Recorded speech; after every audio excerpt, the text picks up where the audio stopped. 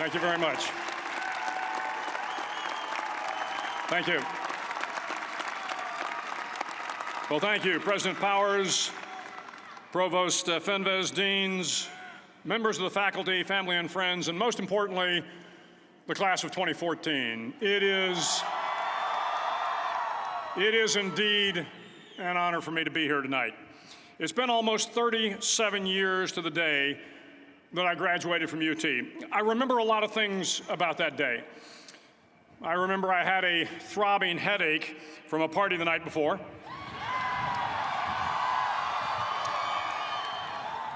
I remember I had a serious girlfriend who I later married. That's important to remember, by the way.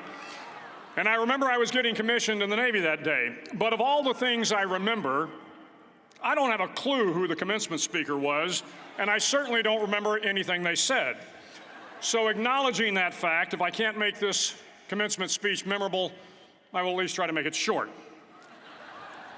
So the university's slogan is, what starts here changes the world. Well, I've got to admit, I kind of like it. What starts here changes the world. Tonight, there are almost 8,000 students, or there are more than 8,000 students graduated from UT. So that great paragon of analytical rigor, Ask.com, says that the average American will meet 10,000 people in their lifetime. 10,000 people, that's a lot of folks. But if every one of you changed the lives of just 10 people, and each one of those people changed the lives of another 10 people, and another 10, then in 5 generations, 125 years, the class of 2014 will have changed the lives of 800 million people. 800 million people. Think about it. Over twice the population of the United States. Go one more generation, and you can change the entire population of the world, 8 billion people. If you think it's hard to change the lives of 10 people, change their lives forever, you're wrong. I saw it happen every day in Iraq and Afghanistan. A young Army officer makes a decision to go left instead of right down a road in Baghdad, and the 10 soldiers with him are saved from a close-in ambush. In Kandahar province, Afghanistan, a non-commissioned officer from the female engagement team senses that something isn't right and directs the infantry platoon away from a 500-pound IED, saving the lives of a dozen soldiers. But if you think about it, not only were those soldiers saved by the decisions of one person, but their children were saved, and their children's children. Generations were saved by one decision, one person. But changing the world can happen anywhere, and anyone can do it. So what starts here can indeed change the world. But the question is, what will the world look like after you change it? Well, I'm confident that it will look much, much better. But if you'll humor this old sailor for just a moment, I have a few suggestions that may help you on your way to a better world. And while these lessons were learned during my time in the military, I can assure you that it matters not whether you ever served a day in uniform. It matters not your gender, your ethnic or religious background, your orientation, or your social status. Our struggles in this world are similar, and the lessons to overcome those struggles and to move forward, changing ourselves and changing the world around us, will apply equally to all. I've been a Navy SEAL for 36 years, but it all began when I left UT for basic SEAL training in Coronado, California. Basic SEAL training is 6 months of long, torturous runs in the soft sand, midnight swims in the cold water off San Diego, obstacle courses, unending calisthenics, days without sleep, and always being cold, wet, and miserable. It is 6 months of being constantly harassed by professionally trained warriors who seek to find the weak of mind and body and eliminate them from ever becoming a Navy SEAL. But the training also seeks to find those students who can lead in an environment of constant stress, chaos, failure, and hardships. To me, basic SEAL training was a lifetime of challenges crammed into 6 months. So here are the 10 lessons I learned from basic SEAL training that hopefully will be of value to you as you move forward in life. Every morning in SEAL training, my instructors, who at the time were all Vietnam veterans, would show up in my barracks room, and the first thing they'd do was inspect my bed. If you did it right, the corners would be square, the covers would be pulled tight, the pillow centered just under the headboard, and the extra blanket folded neatly at the foot of the rack. It was a simple task, mundane at best, but every morning we were required to make our bed to perfection. It seemed a little ridiculous at the time, particularly in light of the fact that we were aspiring to be real warriors, tough, battle-hardened SEALs. But the wisdom of this simple act has been proven to me many times over. If you make your bed every morning, you will have accomplished the first task of the day. It will give you a small sense of pride, and it will encourage you to do another task, and another, and another. And by the end of the day, that one task completed will have turned into many tasks completed. Making your bed will also reinforce the fact that the little things in life matter. If you can't do the little things right, you'll never be able to do the big things right. And if by chance you have a miserable day, you will come home to a bed that is made, that you made. And a made bed gives you encouragement that tomorrow will be better. So if you want to change the world, start off by making your bed. During training, the students are all broken down into boat crews. Each crew is 7 students, 3 on each side of a small rubber boat, and 1 coxswain to help guide the dinghy. Every day, your boat crew forms up on the beach and is instructed to get through the surf zone and paddle several miles down the coast. In the winter, the surf off San Diego can get to be 8 to 10 feet high, and it is exceedingly difficult to paddle through the plunging surf unless everyone digs in. Every paddle must be synchronized to the stroke count of the coxswain. Everyone must exert equal effort, or the boat will turn against the wave and be unceremoniously dumped back on the beach. For the boat to make it to its destination, everyone must paddle. You can't change the world alone. You will need some help. And to truly get from your starting point to your destination takes friends, colleagues, the goodwill of strangers, and a strong coxswain to guide you. If you want to change the world, find someone to help you paddle. Over a few weeks of difficult training, my SEAL class, which started with 150 men, was down to just 42. There were now 6 boat crews of 7 men each. I was in the boat with the tall guys, but the best boat crew we had was made up of the little guys, the Munchkin crew, we called them. No one was over 5'5". The Munchkin boat crew had 1 American Indian, 1 African American, 1 Polish American, 1 Greek American, 1 Italian American, and 2 tough kids from the Midwest. They out-paddled, outran, and outswam all the other boat crews. The big men in the other boat crews would always make good-natured fun of the tiny little flippers the Munchkins put on their tiny little feet prior to every swim. But somehow these little guys from every corner of the nation and the world always had the last laugh, swimming faster than everyone and reaching the shore long before the rest of us. SEAL training was a great equalizer. Nothing mattered but your will to succeed, not your color, not your ethnic background, not your education, not your social status. If you want to change the world, measure a person by the size of their heart, not by the size of their flippers. Several times a week, the instructors would line up the class and do a uniform inspection. It was exceptionally thorough. Your hat had to be perfectly starched, your uniform immaculately pressed, your belt buckle shiny and void of any smudges. But it seemed that no matter how much effort you put into starching your hat or pressing your uniform or polishing your belt buckle, it just wasn't good enough. The instructors would find something wrong. For failing the uniform inspection, the student had to run, fully clothed, into the surf zone, then wet from head to toe, roll around on the beach until every part of your body was covered with sand. The effect was known as a sugar cookie. You stayed in the uniform the rest of the day, cold, wet, and sandy. There were many a student who just couldn't accept the fact that all their efforts were in vain, that no matter how hard they tried to get the uniform right, it went unappreciated. Those students didn't make it through training. Those students didn't understand the purpose of the drill. You were never going to succeed. You were never going to have a perfect uniform. The instructors weren't going to allow it. Sometimes, no matter how well you prepare or how well you perform, you still end up as a sugar cookie. It's just the way life is sometimes.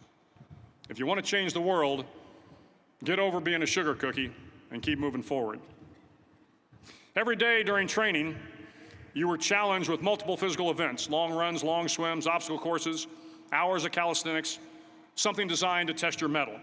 Every event had standards, times you had to meet. If you failed to meet those times, those standards, your name was posted on a list, and at the end of the day, those on the list were invited to a circus. A circus was 2 hours of additional calisthenics, designed to wear you down, to break your spirit, to force you to quit. No one wanted a circus.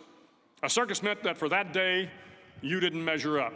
A circus meant more fatigue, and more fatigue meant that the following day would be more difficult, and more circuses were likely. But at some time during SEAL training, everyone made the circus list. But an interesting thing happened to those who were constantly on the list. Over time, those students who did 2 hours of extra calisthenics got stronger and stronger. The pain of the circuses built inner strength and physical resiliency. Life is filled with circuses. You will fail. You will likely fail often. It will be painful. It will be discouraging. At times, it will test you to your very core. But if you want to change the world, don't be afraid of the circuses. At least twice a week, the trainees were required to run the obstacle course. The obstacle course contained 25 obstacles, including a 10-foot wall, a 30-foot cargo net, a barbed wire crawl, to name a few. But the most challenging obstacle was the slide for life. It had a 3-level, 30-foot tower at one end and a 1-level tower at the other. In between was a 200-foot-long rope. You had to climb the 3-tiered tower, and once at the top, you grabbed the rope, swung underneath the rope, and pulled yourself hand over hand until you got to the other end. The record for the obstacle course had stood for years when my class began in 1977. The record seemed unbeatable until one day a student decided to go down the slide for life head first. Instead of swinging his body underneath the rope and inching his way down, he bravely mounted the top of the rope and thrust himself forward. It was a dangerous move, seemingly foolish and fraught with risk. Failure could mean injury and being dropped from the course. Without hesitation, the student slid down the rope perilously fast. Instead of several minutes, it only took him half that time. And by the end of the course, he had broken the record. If you want to change the world, sometimes you have to slide down the obstacles head first. During the land warfare phase of training, the students are flown out to San Clemente Island, which lies off the coast of San Diego. The waters off San Clemente are a breeding ground for the great white sharks. To pass SEAL training, there are a series of long swims that must be completed. One is the night swim. Before the swim, the instructors joyfully brief the students on all the species of sharks that inhabit the waters off San Clemente. They assure you, however, that no student has ever been eaten by a shark, at least not that they can remember. But you are also taught that if a shark begins to circle your position, stand your ground.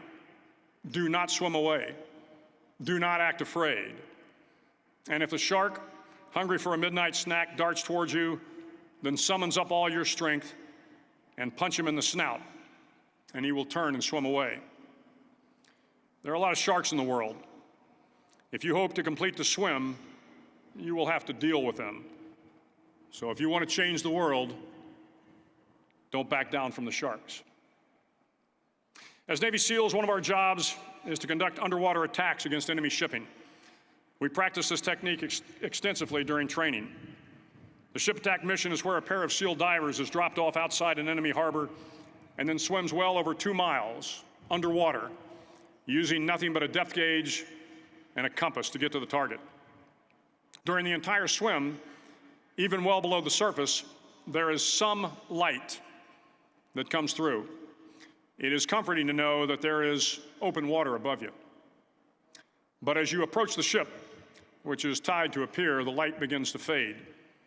The steel structure of the ship blocks the moonlight. It blocks the surrounding street lamps. It blocks all ambient light. To be successful in your mission, you have to swim under the ship and find the keel, the center line, and the deepest part of the ship. This is your objective.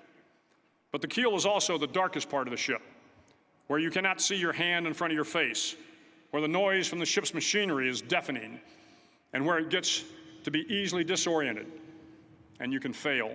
Every SEAL knows that under the keel, at that darkest moment of the mission, is a time when you need to be calm, when you must be calm, when you must be composed, when all your tactical skills, your physical power, and your inner strength must be brought to bear. If you want to change the world, you must be your very best in the darkest moments.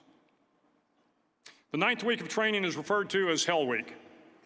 It is 6 days of no sleep, constant physical and mental harassment, and one special day at the Mud Flats. The Mud Flats are an area between San Diego and Tijuana where the water runs off and creates the Tijuana Sloughs, a swampy patch of terrain where the mud will engulf you.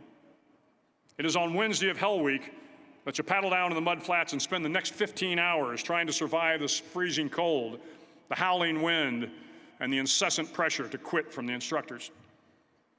As the sun began to set that Wednesday evening, my training class, having committed some egregious infraction of the rules, was ordered into the mud. The mud consumed each man till there was nothing visible but our heads. The instructors told us we could leave the mud if only 5 men would quit. Only 5 men, just 5 men, and we could get out of the oppressive cold. Looking around the mud flat, it was apparent that some students were about to give up. It was still over 8 hours till the sun came up. 8 more hours of bone-chilling cold. The chattering teeth and the shivering moans of the trainees were so loud, it was hard to hear anything. And then one voice began to echo through the night. One voice raised in song. The song was terribly out of tune, but sung with great enthusiasm. One voice became 2, and 2 became 3, and before long, everyone in the class was singing. The instructors threatened us with more time in the mud if we kept up the singing, but the singing persisted. And somehow the mud seemed a little warmer, and the wind a little tamer, and the dawn not so far away. If I have learned anything in my time traveling the world, it is the power of hope, the power of one person, a Washington, a Lincoln, King, Mandela, and even a young girl from Pakistan, Malala. One person can change the world by giving people hope. So if you want to change the world, start singing when you're up to your neck in mud. Finally, in SEAL training, there's a bell. A brass bell that hangs in the center of the compound for all the students to see. All you have to do to quit is ring the bell. Ring the bell, and you no longer have to wake up at 5 o'clock. Ring the bell, and you no longer have to be in the freezing cold swims. Ring the bell, and you no longer have to do the runs, the obstacle course, the PT, and you no longer have to endure the hardships of training. All you have to do is ring the bell to get out. If you want to change the world, don't ever, ever ring the bell. To the class of 2014, you are moments away from graduating, moments away from beginning your journey through life, moments away from starting to change the world for the better. It will not be easy, but you are the class of 2014, the class that can affect the lives of 800 million people in the next century. Start each day with a task completed. Find someone to help you through life. Respect everyone. Know that life is not fair and that you will fail often. But if you take some risks, step up when the times are the toughest, face down the bullies, lift up the downtrodden, and never, ever give up. If you do these things, the next generation and the generations that follow will live in a world far better than the one we have today. And what started here will indeed have changed the world for the better. Thank you very much. Hook 'em horns.